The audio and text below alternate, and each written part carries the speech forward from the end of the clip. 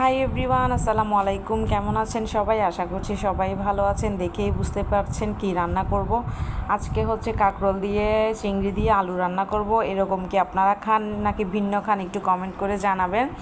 তো এই যে কাঁকরোলগুলো একদম ফ্রেশ ছিল, তো সাথে হচ্ছে কাঁকরোলগুলো একদম বাতি, কাটতে হচ্ছে একটু শক্ত শক্ত লাগতেছিল। তারপরও হচ্ছে আমি কাঁকরোলটা কেটে নিলাম, সাথে হচ্ছে আলু দিব। তো আলুটাও হচ্ছে একদম হচ্ছে ছিলে নিয়ে আমি পরিষ্কার করে কেটে নিচ্ছি।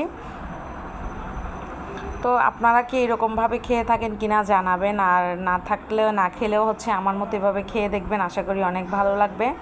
তো এই যে হচ্ছে কাঁকরোল আর আমি আলুগুলো হচ্ছে ফ্রেশ করে একদম সুন্দর করে ধুয়ে নিচ্ছিলাম। তো এই যে ভালোভাবে ধুয়ে নিচ্ছিলাম, সাথে হচ্ছে পেঁয়াজও কেটে নিয়েছিলাম। পেঁয়াজটা একসাথেই হচ্ছে বসিয়ে দিয়েছি, তো সাথে হচ্ছে তেল গরম করতে দিয়ে দিয়েছি। তো পেঁয়াজটা হচ্ছে তেলে ভালোভাবে ভেজে নিব, সেটা তো আমরা সবাই জানি, এটা তো হচ্ছে কমন রান্না।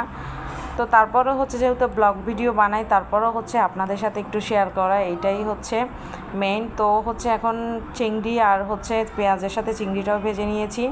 তো সাথে দিয়েছি লবণ, দিয়েছি হচ্ছে হলুদের গুঁড়ো, মরিচের গুঁড়ো। তো এটা দিয়ে হচ্ছে আমি মশলাটা ভালোভাবে কষিয়ে নিয়েছি। তো এখন হচ্ছে একটু পানি দিয়ে দিচ্ছি মশলাটা কষানোর জন্য, যেহেতু মশলাটা পুড়ে যাচ্ছিলো ওই জন্য।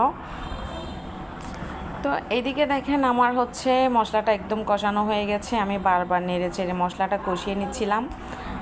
তো এই যে কাঁকরোলটা একদম ফ্রেশ ধুয়ে রাখা কাঁকরোলটা হচ্ছে দিয়ে দিচ্ছি। তো এভাবে কিন্তু কাঁকরোল রান্না করলে আসলেই অনেক মজা হয়। তো আপনারাও খেয়ে দেখবেন, এখন যেহেতু কাঁকরোলের সিজন, ভালোই লাগবে চিংড়ি মাছ দিয়ে। তো এই যে হচ্ছে আমি মশলার সাথে তরকারিটা হচ্ছে ভালোভাবে মিশিয়ে নেড়ে চেড়ে ঢাকনাটা দিয়ে দিব। তো কিছুক্ষণ পর এই যে একদম ভালোভাবে কষে এলে হচ্ছে আমি আরও হচ্ছে নেড়ে চেড়ে দিচ্ছি। কষানো দেখেই বোঝা যাচ্ছে যে এটা কষানো কমপ্লিট হয়ে গেছে। তো এখন হচ্ছে আমি ঝোলের জন্য পানি দিয়ে দিব।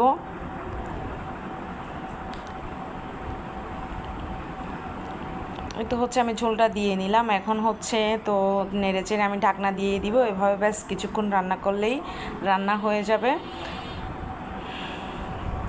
এই যে ব্লক উঠে এসেছে, আমি হচ্ছে আরেকটু নেড়ে চেড়ে দিচ্ছিলাম, বাস এভাবে কিছুক্ষণ রাখলেই হচ্ছে রান্না হয়ে যাবে।